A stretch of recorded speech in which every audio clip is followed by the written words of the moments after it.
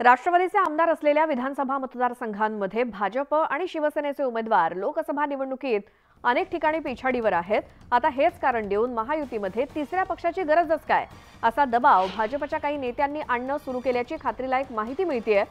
माढा, सोलापूर, दिंडोरी, मावळ, शिरूर इत्यादी मतदारसंघात अजित पवार गटाच्या आमदारांच्या मतदारसंघामध्ये बहुतेक ठिकाणी भाजप आणि शिवसेनेच्या उमेदवारांना फटका बसला।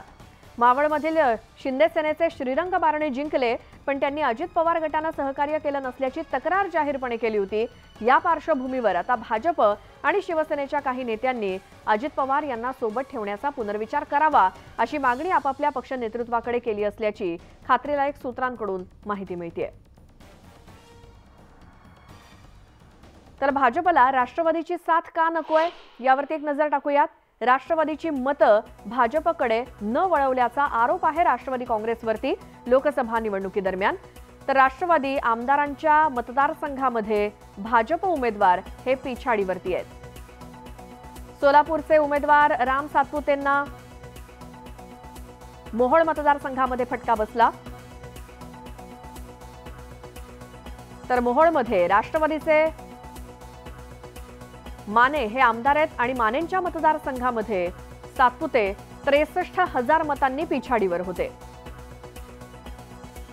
तर माढ्यातून भाजपचे रणजित सिंह निंबाळकर पराभूत झाले आणि माढ्यामध्ये राष्ट्रवादीचे बबन शिंदे आमदार आहेत आणि माढ्यामध्ये रणजित सिंह हे 52,515 मतांनी पिछाडीवर होते।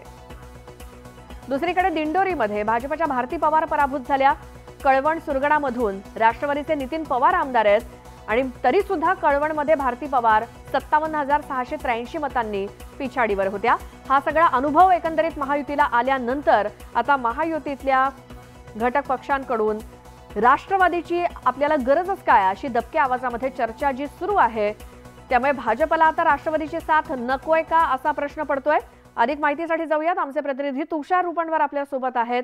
तुषार, ही सगळी उदाहरणं समोर आहेत लोकसभा निवडणुकीतली आणि म्हणून भाजपला राष्ट्रवादीची साथ आता नको झाली आहे का?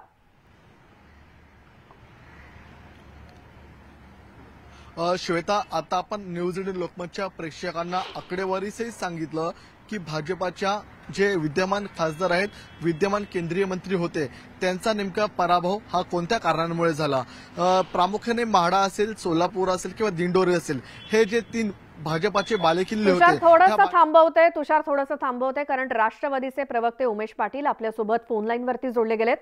उमेश पाटीलजी, स्वागत तुमचं न्यूज 18 लोकमत मध्ये। आता एक अशी चर्चा आणि आम्हाला खात्रीलायक सूत्रांकडून मिळालेली माहिती ती म्हणजे आता यापुढे भाजपला राष्ट्रवादीची साथ नको झाली आहे का? कारण ज्या लोकसभा मतदारसंघामध्ये जिथे राष्ट्रवादीचे आमदार असून सुद्धा तिकडे भाजपच्या लोकसभा उमेदवारांचा पराभव झाला।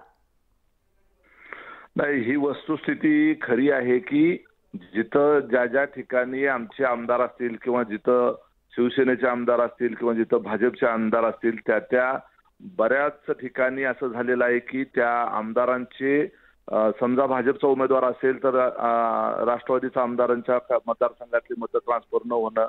आता फक्त एवढंच नव्हे तर भाजपच्या स्वतःच्या मतदारसंघातले सुद्धा काही ठिकाणी मतं ट्रान्सफर झालेली नाहीयेत। परंतु दुसरीकडे पाहिलं तर तटकरे साहेबांच्या मतदारसंघामध्ये तिथं व्यवस्थित नियोजन लागलं, तिथं शिवसेनेचे आमदार होते, त्याचबरोबर भाजपचेही होते, त्यांनी व्यवस्थित त्या ठिकाणी मतं ट्रान्सफर झाली आणि त्यामुळे ते निवडून आले। त्यामुळे सरसकट हे म्हणणं चुकीचं आहे। एकंदरीतच पाहिलं तर मी स्वतःच्या मतदारसंघात येतो, एवढंच काय माझ्या गावातून सुद्धा मला मतं त्या ठिकाणी भाजपला लीड देता आला नाही आणि लोकांनी स्वतःहून उत्स्फूर्तपणे तिथं मतं दिली।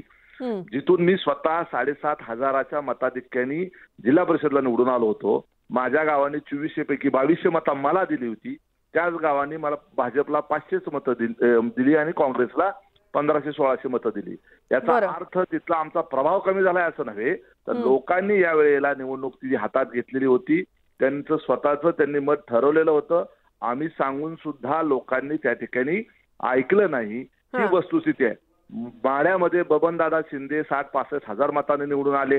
त्या ठिकाणी त्यांनी चांगल्या पद्धतीनं प्रचार केला, प्रयत्नही भरपूर केला, परंतु लोकांनी ऐकलं नाही, ही वस्तुस्थिती आहे। आता जनभावना एखाद्या वेळेला तयार होते, जसं 2014 साली मोदी साहेबांच्या बाजूने एवढी जनभावना तयार झाली होती की त्या जनलाटेमध्ये कुणाचंही ऐकलं नाही. सरसकट लोकांनी त्यावेळेला मोदी साहेबांकडे बघून मतदान केलं.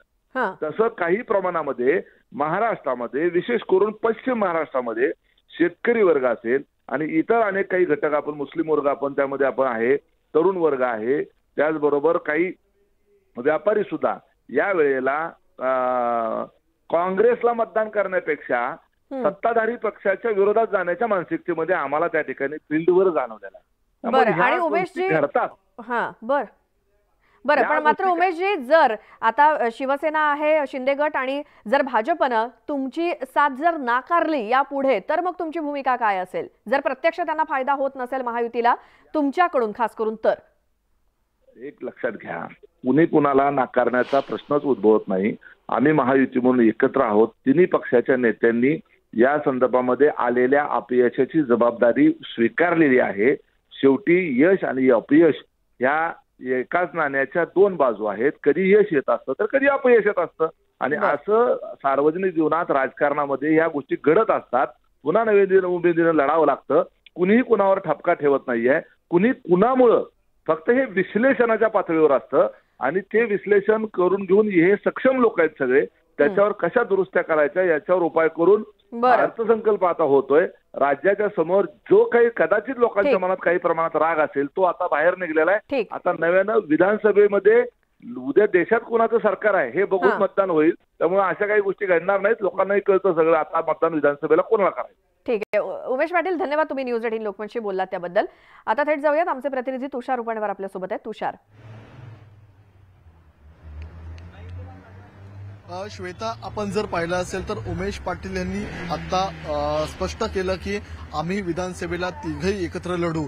मात्र ग्राउंड वरती आपण परिस्थिती जर पाहिली तर आतापर्यंत शिवसेना आणि भाजपा हे आपल्याला एका विचारधारेची आपल्याला जनमत पाहायला मिळत होतं. मात्र यामध्ये राष्ट्रवादी या तिसऱ्या पक्षाची या ठिकाणी आपल्याला भर पडताना महायुतीमध्ये पाहायला मिळाली.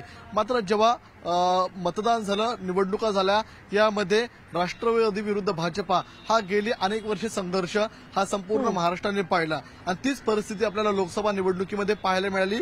माढा या मतदारसंघामध्ये जे गेली अनेक वर्ष रामराजे निंबाळकर विरुद्ध रणजितसिंग नाईक निंबाळकर हा वाद सुरू होता, ते आपल्याला प्रत्यक्ष पाहायला मिळालं. यामध्ये भाजपाच्या उमेदवाराचा पराभव झाला. तेच गणित आपण जर पाहिलं असेल तर सोलापूरमध्ये पाहायला मिळालं. सोलापूरमध्ये असं म्हटलं जात होतं की राष्ट्रवादीच्या आमदाराची मोठी मदत या ठिकाणी भाजपाच्या उमेदवाराला होईल. मात्र प्रत्यक्षात त्या ठिकाणी भाजपाचे उमेदवार राम सातपुते, यशवंत माने यांच्या मतदारसंघामध्ये 42,000 मतांनी पिछाडीवर राहिल्याचं पाहायला मिळालं.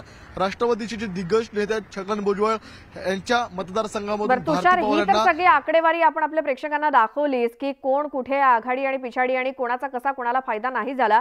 मात्र आज भाजपची कोर कमिटीची दिल्लीमध्ये बैठक होणार आहे, त्या बैठकीमध्ये हा मुद्दा उपस्थित होऊ शकतो का? नक्कीच श्वेता, भाजपाच्या या कोर कमिटीच्या बैठकीमध्ये हा मुद्दा भाजपा प्रदेशाध्यक्ष चंद्रशेखर बावनकुळे यांच्याकडून उपस्थित केला जाणार आहे. कारण की भाजपाच्या पराभवानंतर ज्या चिंतन बैठका झाल्या त्या चिंतन बैठकामध्ये देखील या ठिकाणी राष्ट्रवादीकडून आम्हाला जी मदत झाली पाहिजे ती मदत झाली नाही असं उघडपणे आपल्याला भाजपाच्या आमदारांनी या चिंतन बैठकीमध्ये नाराजी व्यक्त करताना पाहायला मिळाली. आता तीच नाराजी भाजपाच्या केंद्रीय नेतृत्वासमोर स्वतः चंद्रशेखर बावनकुळे असतील किंवा देवेंद्र फडणवीस असतील हे आपल्याला त्या ठिकाणी आकडेवारीचे दाखवताना पाहायला मिळणार आहे. कारण की हाच ट्रेंड पुढे कायम राहिला तर आपल्याला विधानसभा निवडणुकीमध्ये भाजपाला मोठा फटका बसू शकतो. कारण की जो भाजपा महाराष्ट्रामध्ये क्रमांक 1चा पक्ष होता त्या भाजपाच्या मात्र आपल्याला सिंगल डिजिट आपल्याला या ठिकाणी जागा झाल्या. बघूयात आता यावरती काय निर्णय घेतला जातो. धन्यवाद तुषार या सगळ्या माहितीसाठी. यानंतर एक